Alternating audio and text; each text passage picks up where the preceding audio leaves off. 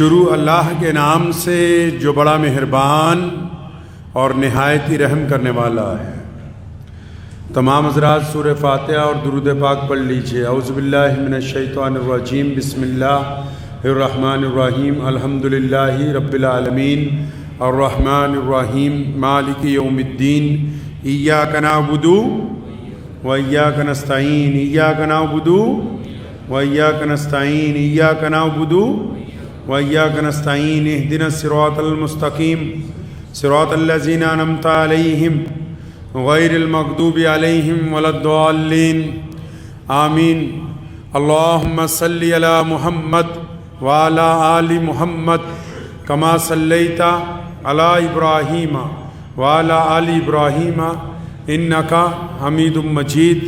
اللہم بارک علی محمد وعلی آل محمد کما بارکت علی ابراہیم وعلی آل ابراہیم انکا حمید مجید۔ عروج سے بہرور نہ ہوگی کبھی حیات منافقانہ، ہزار جدت ترازیوں کے مزاج بدلا کرے زمانہ، ہزار جدت ترازیوں کے مزاج بدلا کرے زمانہ، مگر یقین رہے گا عامر مزاج باطل وہی پرانا۔ ہزار جدت ترازیوں کے مزاج بدلا کرے زمانہ، مگر یقین رہے گا عامر مزاج باطل وہی پرانا۔ عروج سے بہرور نہ ہوگی کبھی حیات منافقانہ، زباں پہ اسلام کا وظیفہ مگر خیالات کافرانہ۔ گناہوں کے درمیان ایک گناہ ایسا ہے کہ جس کے متعلق نبی اکرم صلی اللہ تعالیٰ علیہ وسلم کی ذات گرامی نے سخت وعید فرمائی۔ گناہوں کے بھی الگ الگ زمرے طے کیے گئے، اور کوئی بھی جو بشر ہے وہ گناہوں سے مکمل پاک نہیں ہو پاتا۔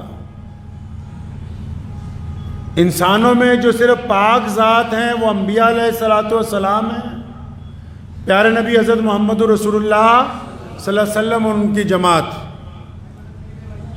عام انسانوں میں جس کے مزاج میں، جسم میں، روح میں گناہوں کی تعداد بڑھتی ہے تو لوگ اسے گناہ گار کہتے ہیں، اور جس کے مزاج میں، روح میں، جسم میں نیکیوں کی تعداد بڑھتی ہے تو لوگ اسے نیک آدمی کہتے ہیں۔ یہ جسم اور روح اور دل اور دماغ کا معاملہ ہے کہ ان پر کس چیز کا غلبہ ہے۔ اللہ کے پیارے نبی حضرت محمد رسول اللہ صلی اللہ تعالیٰ علیہ وسلم کی ذات گرامی سے کسی نے سوال کیا، یا رسول اللہ، جو مومن ہوتا ہے، مسلمان ہوتا ہے، وہ فلاں گناہ کر سکتا ہے؟ نبی علیہ السلام نے فرمایا ہاں، کبھی کبھی شیطان جو ہے وہ چال چل جاتا ہے، فلاں گناہ ہو سکتا ہے۔ پھر سوال کی گیا، یا رسول اللہ، جو مومن ہوتا ہے، ایمان والا ہوتا ہے، وہ فلاں دوسرا گناہ جو ہے جو لوگوں کی نگاہ میں اچھا نہیں، اس سے وہ بھی ہو سکتا ہے؟ تو فرمایا ہاں ہو سکتا ہے۔ پوچھنے والے نے پھر تیسری دفعہ کسی اور گناہ کا ذکر کیا کہ یا رسول اللہ وہ گناہ؟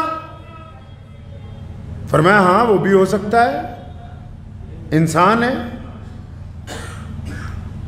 پھر پوچھنے والے نے چوتھی بات پوچھی، یا رسول اللہ، جو بندہ ایمان والا ہو، مومن ہو، کیا وہ جھوٹ بول سکتا ہے؟ تو کریم رسول کہیے صلی اللہ علیہ وسلم نے فرمایا تھا کہ سن لو میری بات کان کھول کے، کہ جس نے کلمہ لا الہ الا اللہ محمد رسول اللہ پڑھ لیا، اس سے کوئی گناہ ہو سکتا ہے، کوئی بڑی بات نہیں ہے، لیکن اس سے 2 گناہ نہیں ہو سکتے۔ پوچھا گیا یا رسول اللہ کون سے 2 گناہ مسلمان نہیں کر سکتا؟ کون سے 2 گناہ ایک مومن نہیں کر سکتا؟ فرمایا جو مسلمان ہوگا وہ کبھی جھوٹ نہیں بول سکتا، اور جس نے کلمہ لا الہ الا اللہ پڑھا ہوگا وہ کسی دوسرے بندے کو دھوکہ نہیں دے سکتا ہے۔ مومن جو ہوتا ہے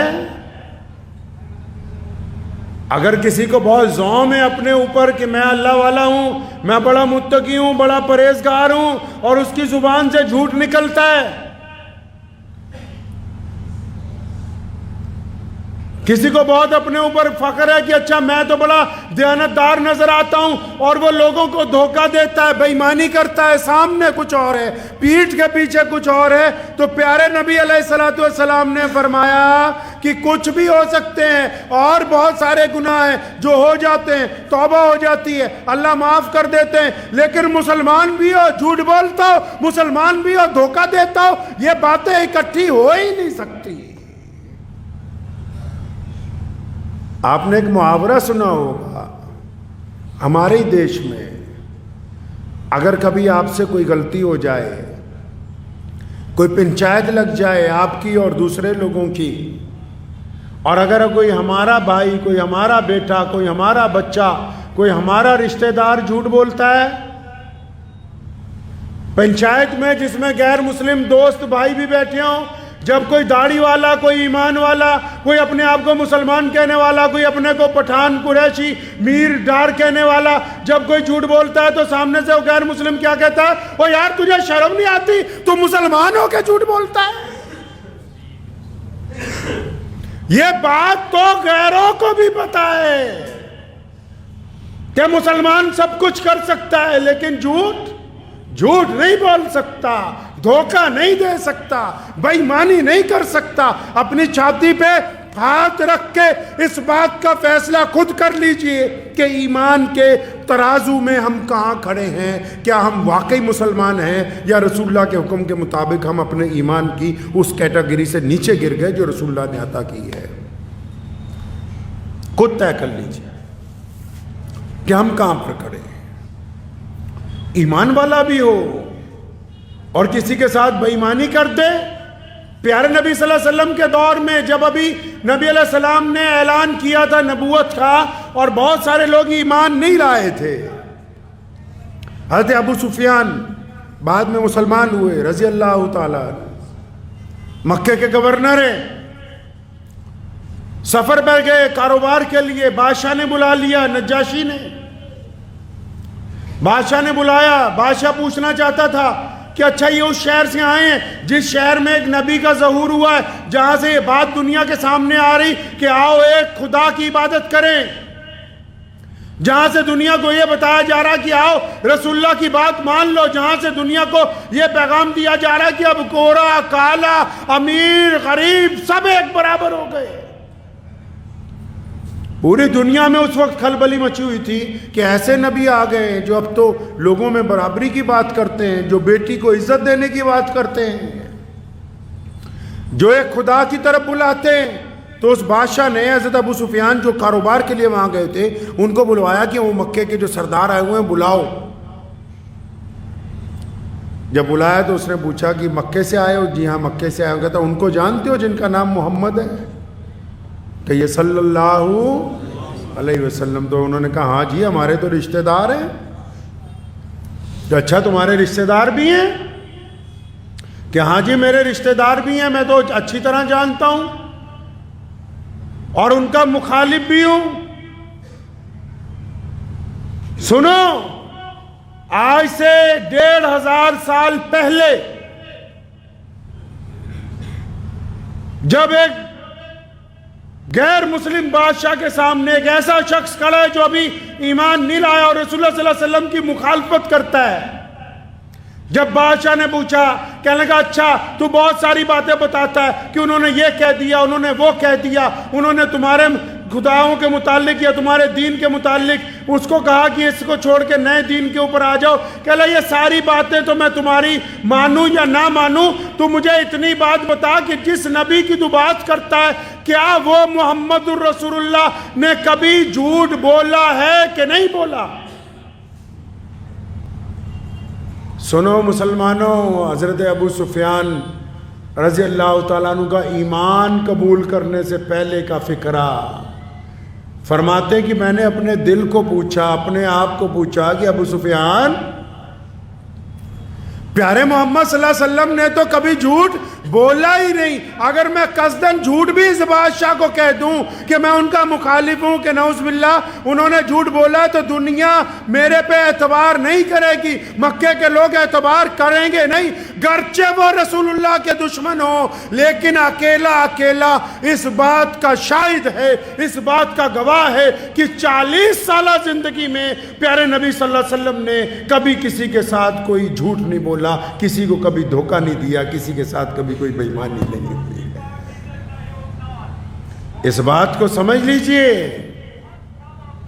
کہ نبی علیہ السلام کے پاس ایک شخص آیا کہ میں مسلمان تو ہو جاؤں گا لیکن 3 گناہ بڑے کرتا ہوں۔ کون کون سے گناہ کرتے ہو بھائی؟ کہنے لگا جی میں شراب پیتا ہوں، پتہ لگا اس دین میں آئیں گے شراب چھوڑنی پڑے گی۔ میں زنا کرتا ہوں، پتہ لگا اس دین میں آئیں گے زنا چھوڑنا پڑے گا۔ میں جھوٹ بولتا ہوں، پتہ لگا اس دین میں آؤں گا تو گناہ چھوڑنا پڑے گا۔ میں چوری کرتا ہوں، پتہ لگا اس دین میں آؤں گا تو چوری کرنی چھوڑنی پڑے گی۔ اب میں ایک وقت میں تو 4 گناہ نہیں نہ چھوڑ سکتا، میں ایک وقت میں تو ساری برائیوں کو نہیں چھوڑ سکتا، آپ بتائیں کس برائی کو چھوڑ دوں؟ تو دیکھیں نبی علیہ السلام کا کیمیائی علاج، نبی علیہ السلام حکیم ہے، پوری کائنات کے نبی علیہ السلام نے تمام گناہوں کا ذکر بعد میں کیا، فرمایا آجا وعدہ کر لے کہ آج کے بعد تو کبھی جھوٹ نہیں بولے گا،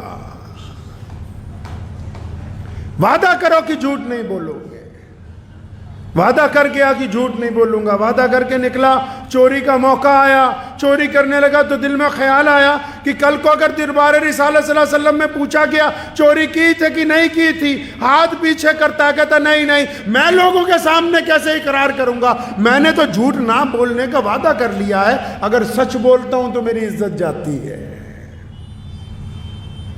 چوری چھوڑی، زنا چھوڑا، شراب نوشی چھوڑی، ایک گناہ۔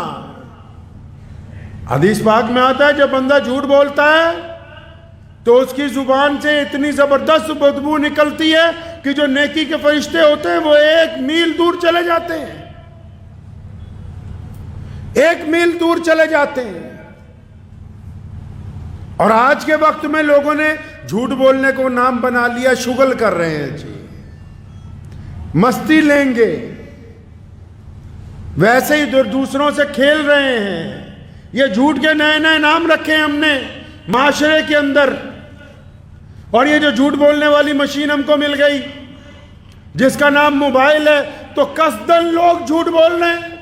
اللہ کے بندے، جھوٹ کی وجہ سے نماز خراب ہو رہی ہے، جھوٹ کی وجہ سے دل مجروح ہو رہا ہے، جھوٹ کی وجہ سے دل میں بے چینی آ رہی ہے، جھوٹ کی وجہ سے کاروبار برباد ہو رہا ہے، جھوٹ کی وجہ سے رشتوں میں تلخی پیدا ہو رہی ہے، جھوٹ کی وجہ سے بے برکتی ہو رہی ہے۔ آپ کیا سمجھ رہے ہیں کہ یہ کوئی گناہ ہی نہیں جو آپ کر رہے ہیں؟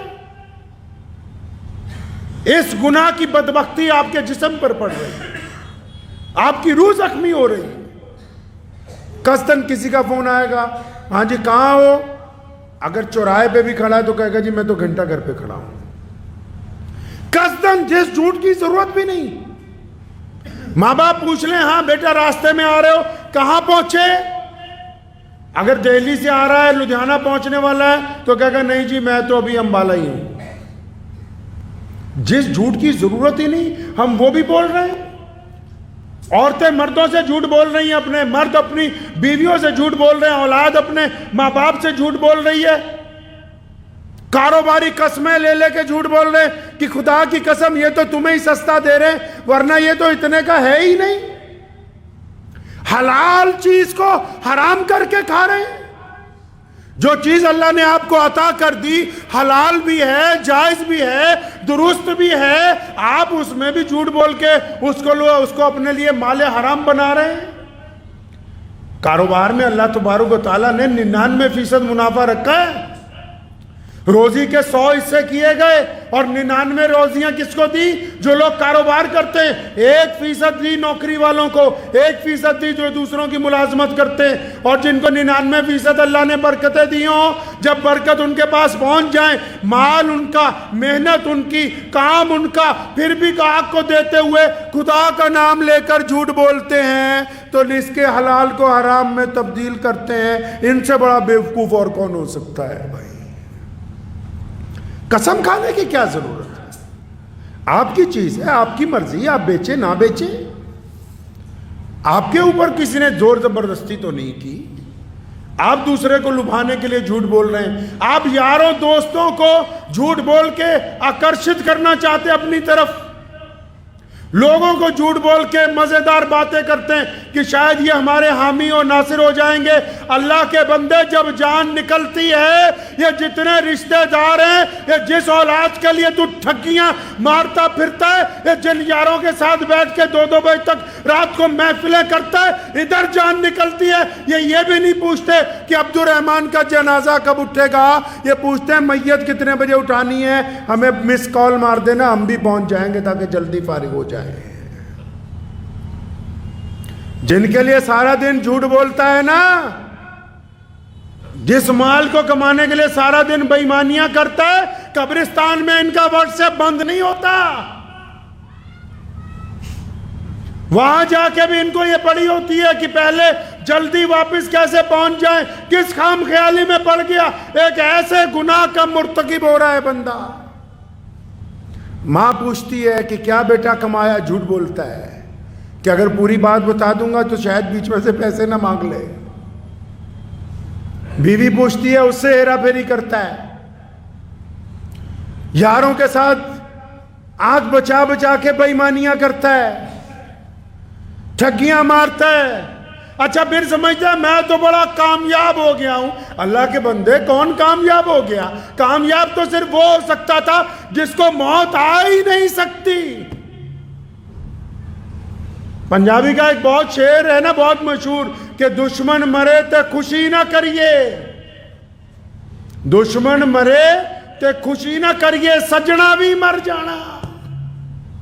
کہتا تو ایسی بات پہ خوش ہو رہا ہے جو تیرے ساتھ ہونے والی ہی نہیں، جیسے یہ جس بات پر تو خوش ہو رہا ہے، یہ تیرے ساتھ بھی یہ واقعہ پیش آنے والا ہے، یہ حادثہ تمہارے گھر میں بھی ہونے والا ہے، کہ تم تو خوش ہو رہے ہو، اچھا میرا دشمن مر گیا، اس کا جنازہ اٹھ گیا۔ ارے یہ کوئی جنازہ ایسی چیز ہے جو صرف دوسروں کے گھر میں اٹھتا ہے کہ تمہارے گھر سے کبھی کوئی جنازہ ہی نہیں اٹھا ہے؟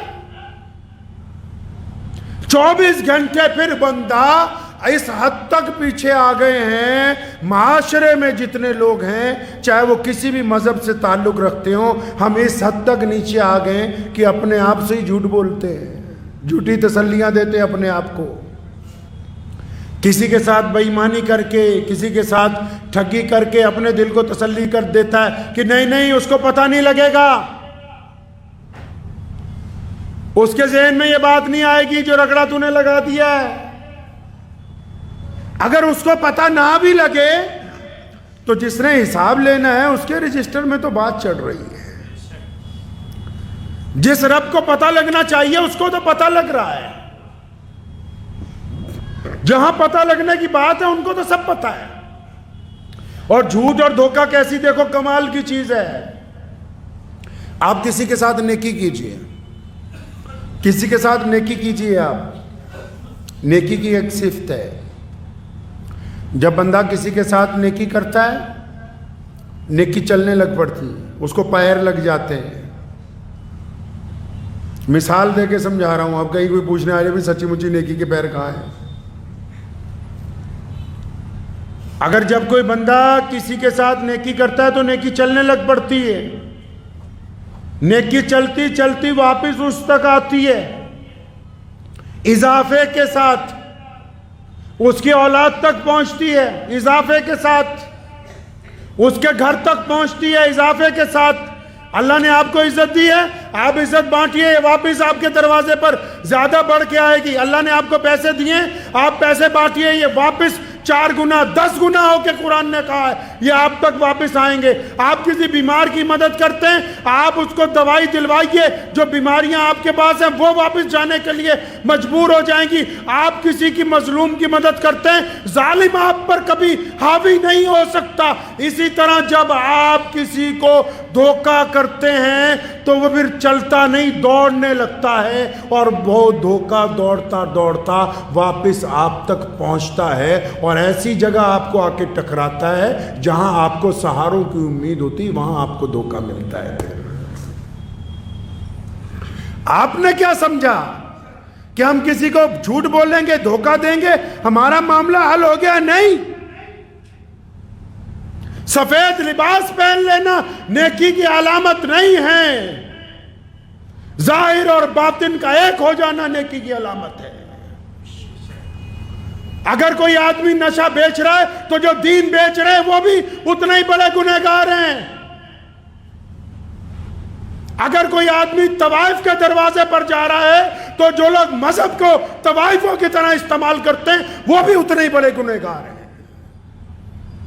یہ کس نے کہہ دیا کہ گنہگار صرف وہی ہیں جو ایمان والے نہیں ہو سکتے، یا گنہگار بس وہی ہیں جن کی حالت بگڑی ہوئی ہے؟ اچھے اچھے لب و لہجے والے، اچھی شکل و صورتوں والے اللہ کے نزدیک اس لیے گنہگار ہیں کیونکہ وہ اللہ اور اس کے رسول کو اور مسلمانوں کو، دین کو، دنیا والوں کو، دوسرے مذہب کے لوگوں والوں کو دھوکہ دے کے اپنا کام سیدھا کرنے کے چکر میں لگے ہوئے ہیں۔ وہ اللہ کے دھوکے سے بچ نہیں سکتے ہیں۔